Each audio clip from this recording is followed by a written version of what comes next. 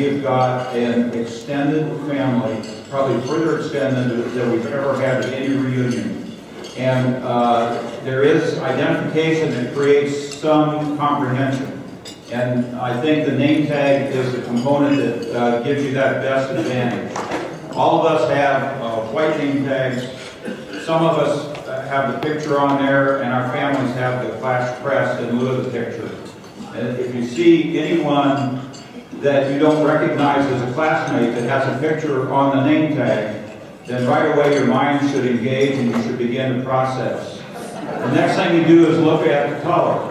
If the color of the name tag is gray, then what that means is that is either the widow or the family of one of our classmates who has departed, but is not within the 33 that we're embracing more particularly for the weekend.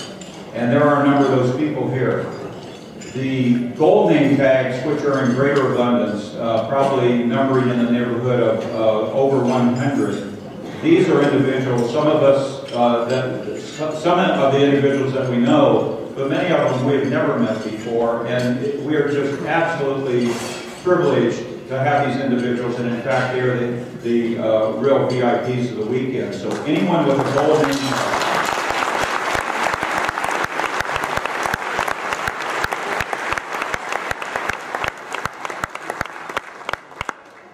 to give you just a little bit of background on the numbers. The genesis for this thing took place somewhere in December, November timeframe of 2016. An idea was formed, there were a few phone calls made, and there was a nidus of probably less people than you have fingers on one hand. And there was some communication and sort of a blush of enthusiasm. That then was put into written and some sort of a pitch it to me form, and I sent an email to Braun, who I knew but not well. And I will tell you this about that man: I know him better now, and he is just a great guy, and I love him like another brother in my family. That's simple to say.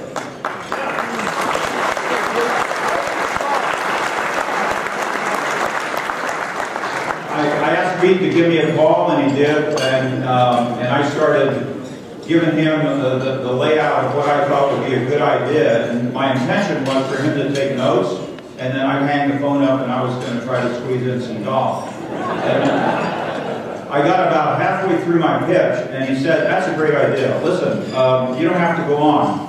Here's what I want to do. I want to do it, and I want you to take charge of it."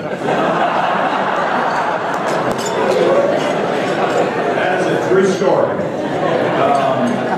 So that began, and a few more phone calls were made, and we got a nidus, and then a little bit more than that, of individuals that really had enthusiasm for the idea, and we began to put together a committee and make phone calls. We finished our last phone call last Monday night, the 29th. And that, in passing, as we were hanging up, I said, "Guys, you know, this is the 14th time that we have done this with an agenda, and probably in the neighborhood of 90 minutes to 2 hours of conversation, most of it directed, some of it probably overridden by me.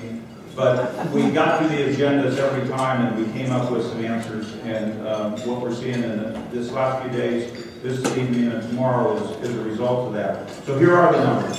We initially thought that we might get 100 to 200. And what did I base that on? I based that on knowing that we had not done it, but then learning that others had. And there are probably a number of people in the room that have friends in 65, 7, 8, and 9. And I think many of them have had a similar experience. This for us is our first. And I actually ran into some great people in 1968 and 1967, unbelievable. So willing to share, so willing to talk. And I found out that they had done it each as many as 5 times. And they just started sending me data, and I started looking at it, and then we got together with the committee, and we started building the thing out. But the initial assessment on attendance was, well, we get between 75 and we've had as many as 250. And so we were sort of setting it, let's say 200, and we began to play with that as a number and some of the early contracting estimates and decisions were made on that basis. But when we began to apply measurement, and as you may recall, we had the 66 in Hilton Head last spring that Hackett's put on, was fabulous. And during that time, we had a couple of huddles with Bill Thomas and Al Nason and myself, and we said we need to get some measurement. And how do we do a survey, and how do we do that? None of us knew how to do it, but Thomas figured out how to put together a survey monkey, and we marked it for a while, sent it out, and we got an amazing response from you guys, and all of a sudden we realized that it was not, we weren't at 200, we were looking at 300 easy and maybe 400.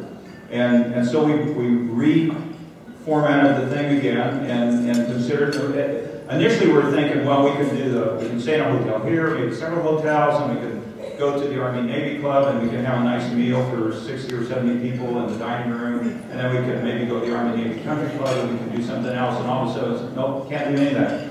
We're going to have to be focused in one location, and we're going to have to just let that thing expand, and we need to find a place that has that capacity. Al Nason went to all the hotels in the DC area that were in the Marriott chain and brought back for the committee a formatted report that was beautiful. Here's the cost, here's the capacity, here's the availability, here's what they say, here's how easy they are to work with, pros, cons, and we went through it and we chose this one, and they've really scaled it up for us as we've needed more. So we went from that initial assessment of around 200, and we applied measurement, we were at 400, and then we opened registration, and the server got hot the first day. Ralph was having to oil that thing and keep working with the IT team. We were still registering people. We closed on, as we said we do, on the 15th of March, but there were a couple calls that I actually spoke to George Crocker that evening, and we figured out a way for him to sign up, and that wasn't the end of it. The sign-ups continued. More people found out, more people wanted to get on board, and as it came to a conclusion, as recently as the last reservation, and we actually took, was last weekend, Sunday before the call, Saturday before the call on Sunday, we had 586 unique identified names within the system in a spreadsheet that is 300 columns deep, 60 columns wide.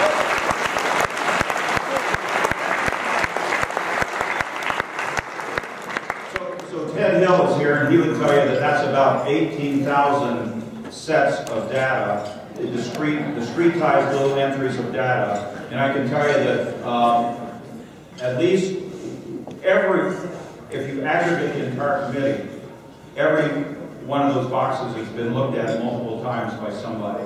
And some of us are not able to use much more than the stubby pencil approach, so that's what we did. We will address some of the additional input from the committee in tomorrow night's program. Jim Peake is very interested in speaking to that issue, and so I will leave much of that for tomorrow. But within the 586 unique identifiers, we actually have around 200 classmates. I have a finer point on that in a few minutes. We were able ultimately to find and contact every one of the 33 families, all 33. At least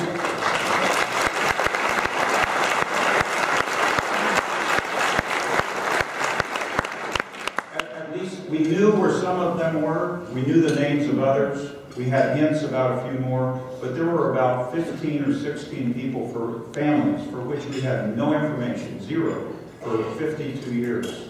And that was a bit of a challenge, and we'll talk about that some more. But the work that was done, the contacts that were made, the relationships that were built, the bio book that was produced is pretty substantial. You have a copy in your packet, more available in the registration room. I hope that everyone has a chance or makes the time to read that, because it is unique. And we're actually going to pass that up the chain to AOG so that they have it not just in format, but in hard copy, so that they can, if other classes have interest, they can have some idea of what we've done here. We have about 400 individuals, maybe 460 sitting in the room tonight. of those, there are over 100 members that are families of our 33 men that are on the posters that we've been seeing at all the locations where we've been gathering. And these individuals have gold name tags. I would like everyone with either a gray name tag or a gold name tag to stand up right now and let us see you, please. Just stand up, please.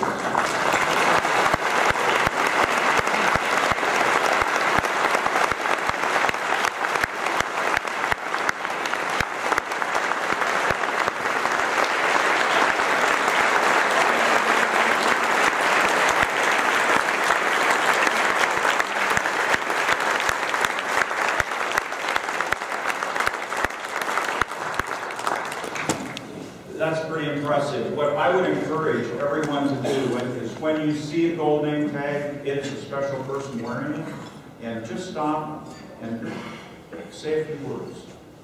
They are here because they would like to talk, they would like to listen, they would like to hear something. If you knew something about their loved one, if you had an anecdote, something amusing. I mean, this is an opportunity that may not present itself quite this way for some time. So that's an option. If you would take the program that is at your table and open it to the inside, what we've got is a little bit of a layout of how things are going to work tomorrow. And often, I could almost say nightly, but possibly not, my sleep has been uninterrupted with waking up and then thinking, what might I say at this exact moment to this exact crowd about this exact subject? What can you say that would be meaningful?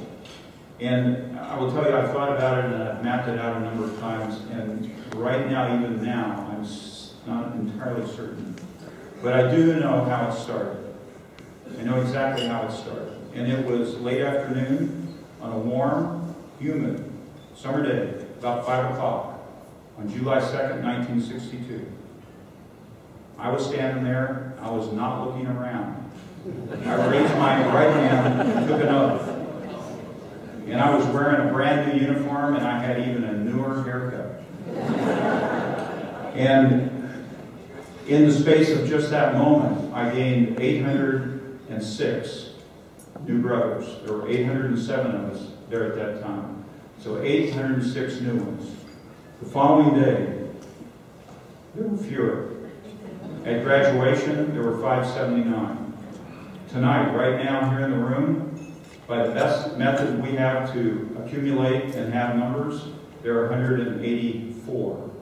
And I would like for all 183, other than me, to stand up and let's just take a look at ourselves.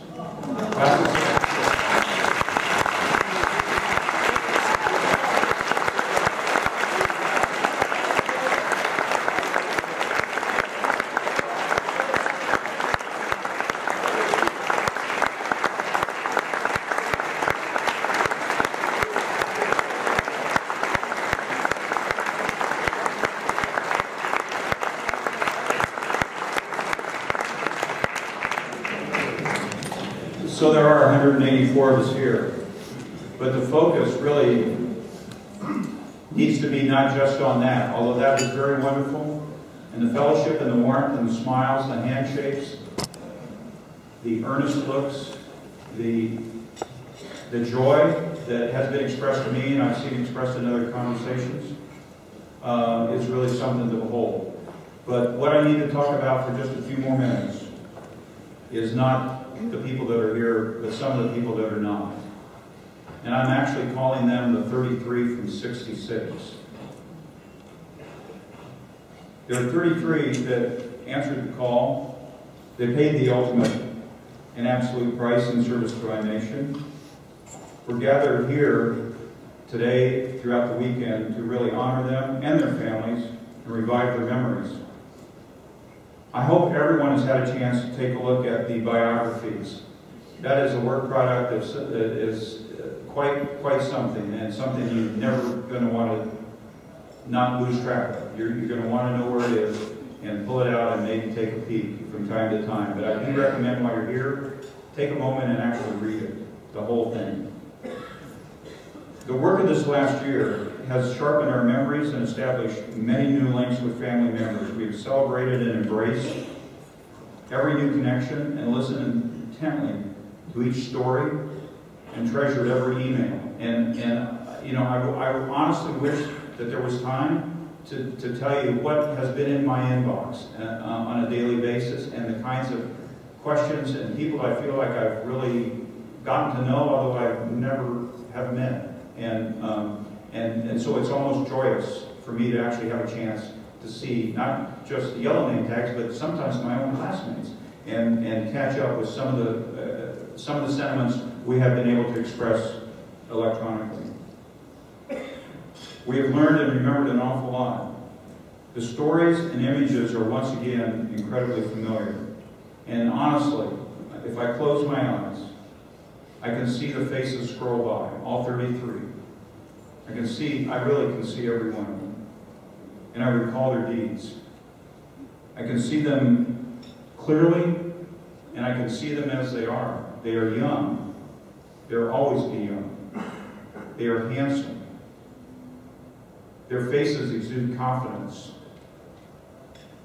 They really give the appearance of being settled in their spirit as well. And there is no question but what every one of them is brave. The 33 from 66 are not physically present tonight, but I think their spirit is here with us. Truly do. And the words of the core proclaim exactly that.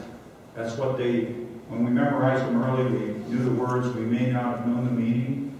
Now I think I'm really beginning to understand that meaning. And the concept of ghostly assemblage is probably a reality. We're all going to give voice to that exact song later in the evening. I took a look at history and found a couple things that I think also state a little bit in terms of just how I'm feeling and possibly how others might be feeling. I found two well-known authors. First is Churchill, who commented on efforts in the spring and early summer of 1940, said, "There had never been, I suppose, in all the history of war, such an opportunity for youth. These young men going forth every morn to guard all that we stand for, of whom it may be said, when every morning brought a noble chance, and every chance brought out a noble night." The second author is one of our own and regrets his absence. Was going to be present, is not. I don't know the circumstances. Tom Carhart, in 1987 personal saga about a junior officer in Vietnam titled The Offering, said, "When American forces went to Southeast Asia to fight in the Vietnam War, we, the individual members of those forces, offered our lives for our country. In the course of events, some of those offers were accepted." I read that shortly after he wrote it, and I have never forgotten it. And I go back and I pull that book off the shelf and I read that exact quote a number of times. I would say at least once a year. And I've never had a chance to offer it to an audience, but that is my offering this evening. But here's my message to all of you, but most especially to the 33 from 66 that are spiritually present. We do remember. We know who you are. We remember your deeds. We honor your sacrifice. We will never forget. And my charge to everyone here, my classmates, the families, our friends, but maybe most of all for me personally, my charge is to my grandchildren, some of whom are right there. And that is, bring your grandkids here to the wall, touch the names, tell the stories. Thank you.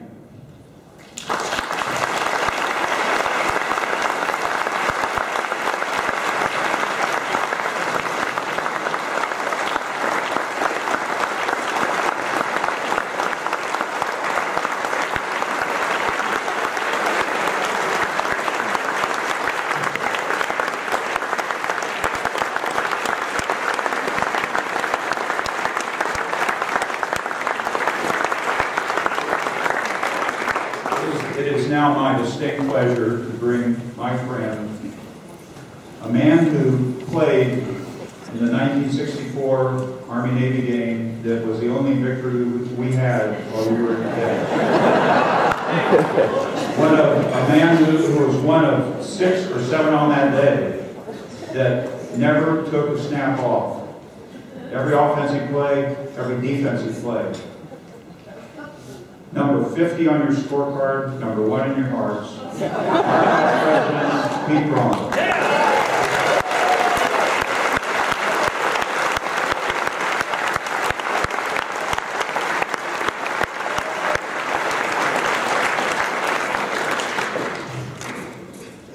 My remarks are going to be few and certainly not as loquacious as my predecessor.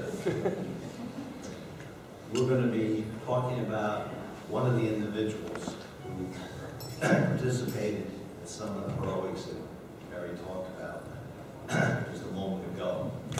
Jerry Cecil needs no introduction for our class.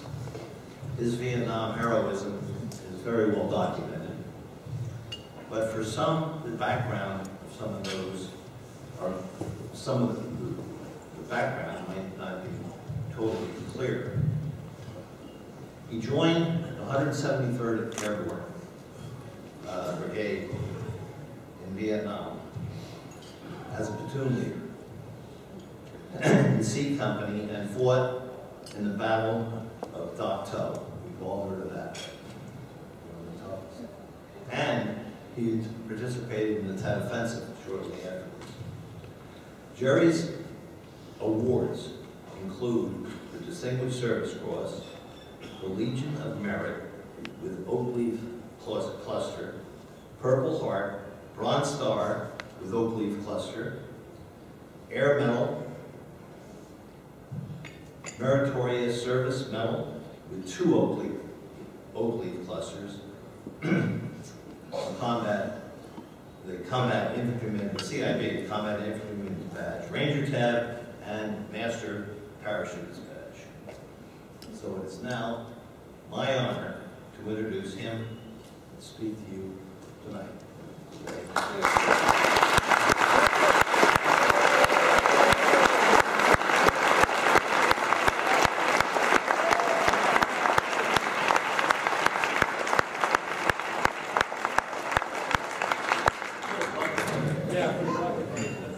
I know it's your bedtime. But couldn't go without Barry's very detailed orientation of all the work that's been put in here. And I'm going to use the prerogative of the speaker's lecture and tell you a story about our 50th reunion. As we're walking down from the cemetery on our way to ICAW, a classmate tells me, Rich Sonstelie, are you here? Raise your hand. Rich? I need you up here. You got to be the straight man. Anyway, Rich says to me, he said, did I ever tell you my grandfather earned the DSC in World War I? And I said, no, I didn't know that at all. And it was very fitting that it comes about. It's 100 years in September. So we've linked our class to a classmate whose grandfather earned the DSC in World War I. Rich, could you come up here, please? And so, this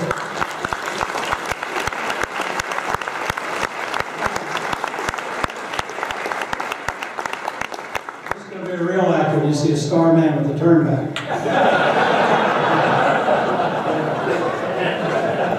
but anyway, Rich goes on. I said, tell me more about your grandfather. He said, well, he was in the first, third Army Tank Corps. Tanks in World War I for all you tankers out there. And he got gassed, of course, and he earned the DSC at Mount Falcon. And I'm going to have his grandson read the citation because he can speak French better than I can, I'm sure. But you probably took Russian or Chinese or something. But anyway, so Rich and I have been laboring on this for about 2 years as family. And the first thing I said to him was, I said, do you know where the medal is? And did you go to the dedication when the armory was named for your grandfather, Lieutenant Carl Sonstelie?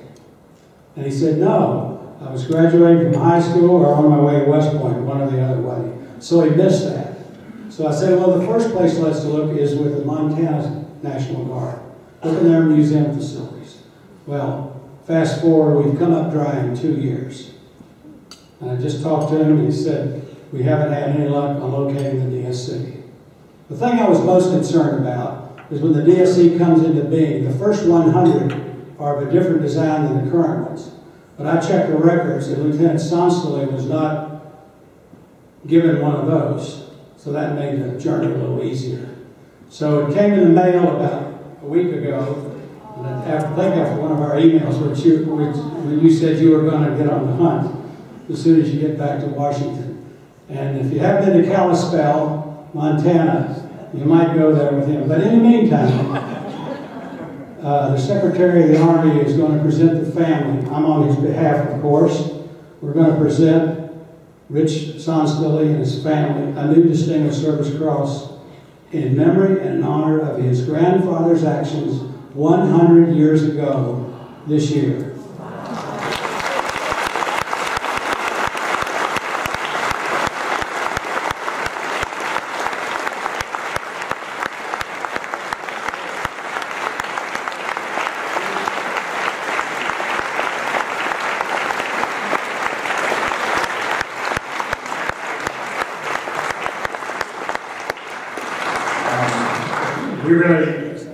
Those of you that know me know that I'm seldom speechless. I am this time. Maybe I ought to read this. The President of the United States of America, authorized by Act of Congress 9 July 1918, has awarded the Distinguished Service Cross to First Lieutenant Carl J. Sonstelie. No question he's related to me. United States Army, for extraordinary heroism and action near Montfaucon, France, September 26, 1918. He displayed bravery and leadership of a high order in the advance toward Montfaucon by going out ahead of the engineers, even ahead of the engineers, reconnoitering a tank route under fire and urging tanks forward. He located the resistance in the Bois de Cuissy in advance, later rallying disorganized soldiers and enabling them to hold the Bois de Cuissy. Wow.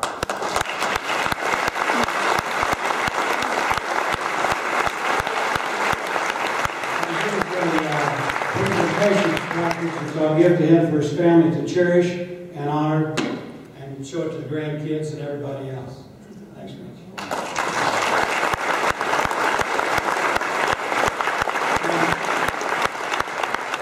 And that's what a classmate to classmate story can do 2 years later. And things like that. But you talk about closing the book or having closure. That's something that needed to be done. And so on behalf of Secretary Esper, we have a reissued medal for him.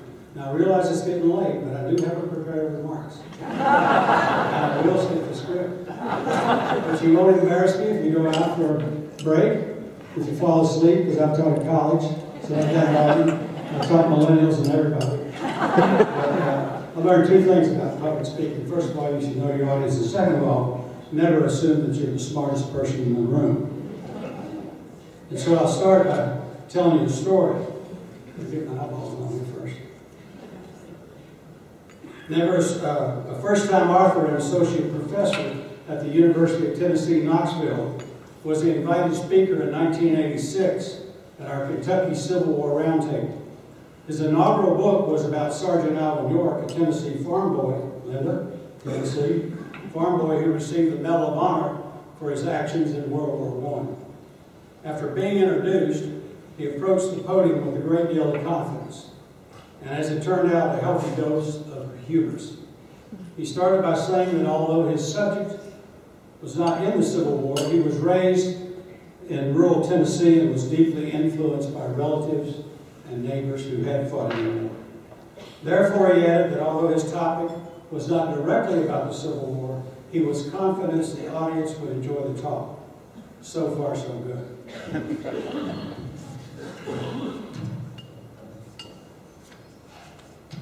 He then went on to say, I'm confident that no one in this room, in this audience, is old enough to have known York personally. And furthermore, I feel assured that no one in the audience knows as much about York as he did after his research. There was a brief moment of silence, and then a hush. And then followed quickly by 93-year-old George